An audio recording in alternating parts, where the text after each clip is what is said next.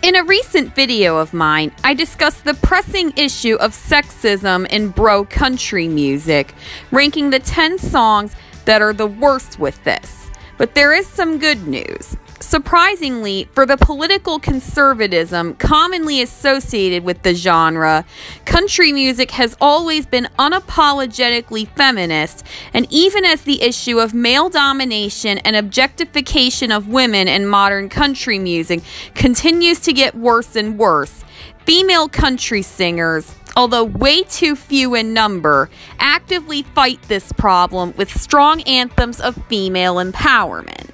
By the way, I'm Laura Youngblood, and welcome to From Laura's Perspective. At least once a week, I post a new video essay giving my take on a different topic. Sometimes it's feminism, country music, or music in general, like it is today. Other times it's a different political issue or other form of entertainment, or it might be food and drink, nature, or art. If you like insightful videos about those kinds of topics, then my channel's the one for you, so smash that subscribe button to join my video essay library. After having gone through the grueling process of ranking the 10 most sexist songs in the bro country genre, let's look at the brighter side of the spectrum and rank the 10 most feminist ones. And just so we're clear, I'm only including songs that were written by women for women.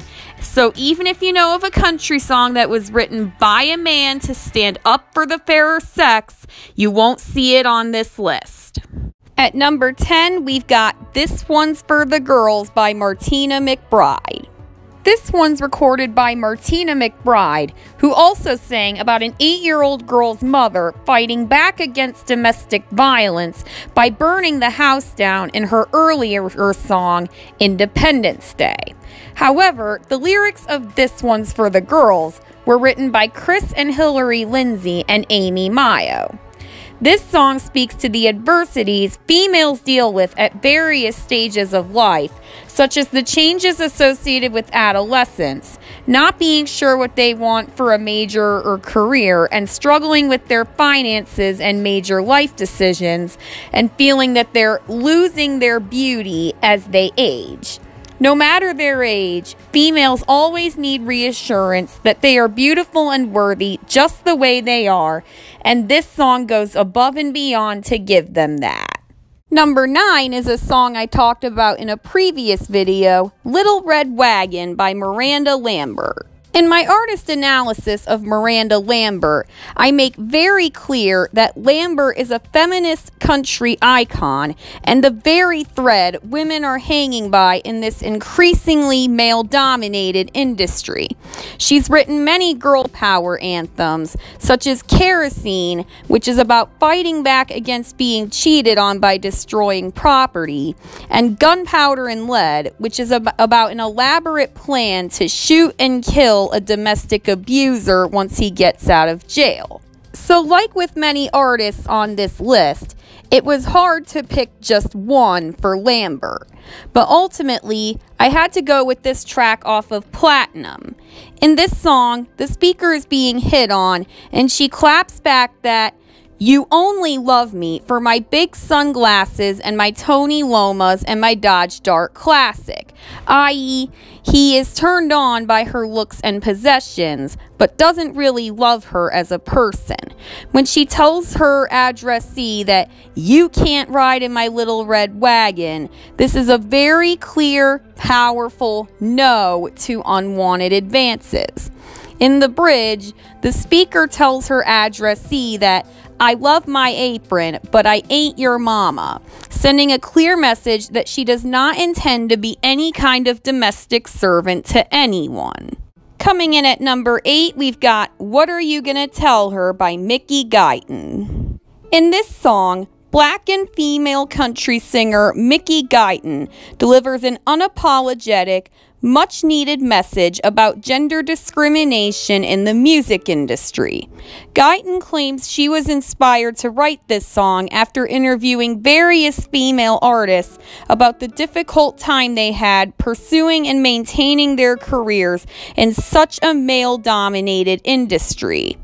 The song essentially tells about the big dreams many girls and young women have and the bitter disappointment they will almost inevitably face because of the various injustices they are confronted with on a daily basis.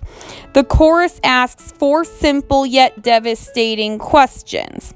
What are you going to tell her when she's wrong? Will you just shrug and say it's been that way all along? What are you going to tell her when she figures out and that all this time you built her up just so the world can let her down? It's a real shame that in 2023 this still needs to be said. But Guyton was brave enough to come forward and say it when no one else would, even knowing the risk involved with releasing a song with such a blunt message.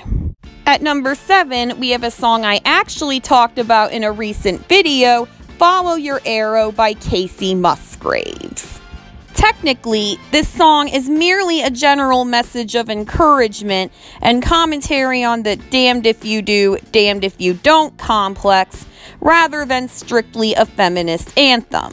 However, I included it in this countdown because its message is more than relevant to the feminist movement. The harsh reality for girls and women, even in today's society, is that they are constantly being judged for every little thing about them, both by men and by each other. Just as one example, if a girl chooses to remain sexually abstinent, she's considered a prude, but if she becomes sexually active before she's married, she gets called a slut. So in this song, Musgraves sends girls and women a timely message to do what is best for them, not what pleases someone else. To learn more about Musgraves' feminist, pro-LGBT, and anti-judgmentalist lyrical messages, check out my recent video essay, Artist Analysis, Kacey Musgraves.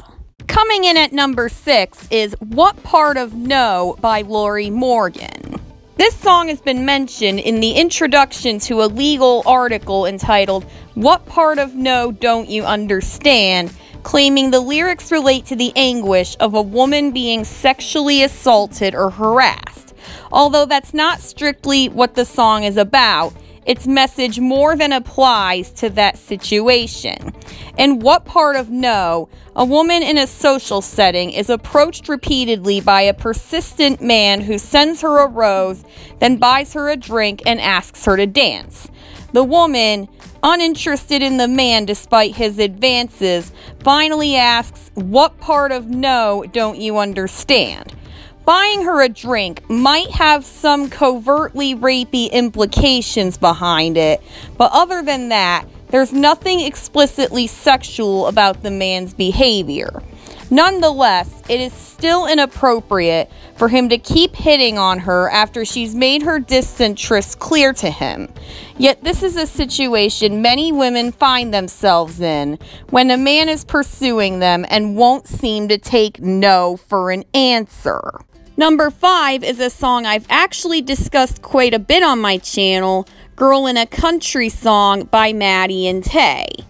In case you haven't seen my Maddie and Tay artist analysis, Girl in a Country Song was the first debut single by a female duo to reach number 1 on the Billboard Country Airplay chart since the record's 2006 debut single, Leave the Pieces. This witty, sarcastic, humorous song was a timely, desperately needed message in the era of bro country, which I discussed in great detail in a recent countdown of mine. Girl in a Country Song subverts the bro country subgenre, taking on the persona of the woman being addressed in popular bro country songs such as Get Me Some of That by Thomas Rhett, My Kind of Party by Jason Aldean, and Get Your Shine On by Florida Georgia Line. The lyrics even make direct references to the aforementioned songs, with the narrator making verbal clapbacks at the sexist things the man in those songs often says to the woman. Although the problem persists 9 years after Girl in a Country Song was released, it sent the message that the role of the mere submissive sex object women play in contemporary country music is not a role we're satisfied with. We deserve better. Speaking of the Wreckers, the number 4 entry is their song One More Girl. Leave the Pieces may be the most notable song on the Wreckers' debut album, Stand Still, Look Pretty, but it's not the only one with a feminist message in the lyrics. In fact, the album's title and the track it refers to are something girls and women are expected to do on a regular basis. But perhaps the most feminist track on that album is One More Girl, even though it wasn't even released as a single. At its core, the song is about how women in the country music industry practically have their identities erased when they're dressed up for the stage and told exactly what to do. The speaker of this song laments that, I guess I'm just one more girl on the stage and just one more ass that got stuffed in some jeans. To summarize, she's being subjected to the all too common reality of being made to serve as an ideal sex object for audiences, as many female artists have been for such a long time. In fact, One More Girl could be considered a precursor to Maddie and Tay's Girl in a Country Song. Maddie and Tay are the Wreckers of the 2010s in more ways than one. At number 3 is a staple of country music, Dolly Parton's 1968 hit, Just Because I'm a Woman. It's no secret that Dolly Parton is a huge icon in the country music industry, and one of her greatest hits is Just Because I'm a Woman. The song is a commentary on double standards when it comes to sex, and was actually inspired by a conversation Parton once had with her husband. In this conversation, Parton's husband asked her if she'd had sex with anyone before him, and he was rather shocked when she told him that she had.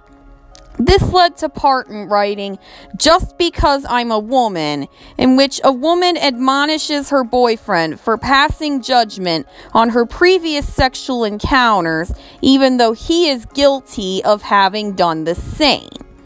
This was considered a very bold, daring statement to make when the song was released in 1968, and the double standard of shaming women for their sexuality and encouraging men's was very widespread and heavily normalized. Our runner-up is the very famous and infamous Goodbye Earl by the Chicks.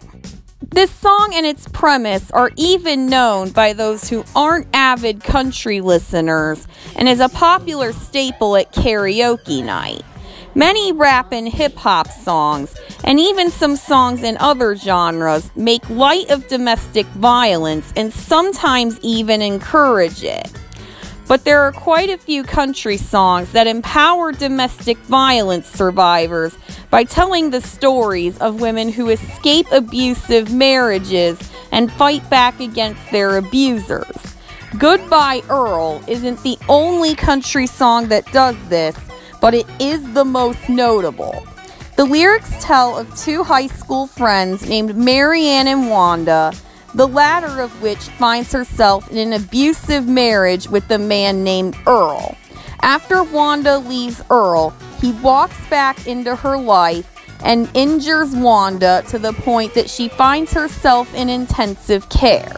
Marianne comes to visit Wanda upon hearing this news, and the two make an elaborate plan to kill Earl so he can never hurt Wanda again. Before I reveal the winner, I'd like to acknowledge a few songs that are also strong feminist country anthems, but didn't quite make the cut. Did I Shave My Legs for This by Deanna Carter, Church Bells by Carrie Underwood, and Fight Like a Girl by Kaylee Shore. Now for the queen of all country girl power anthems, The Pill by Loretta Lynn. The country genre has always been fully stocked with anthems of female empowerment, despite being so male-dominated.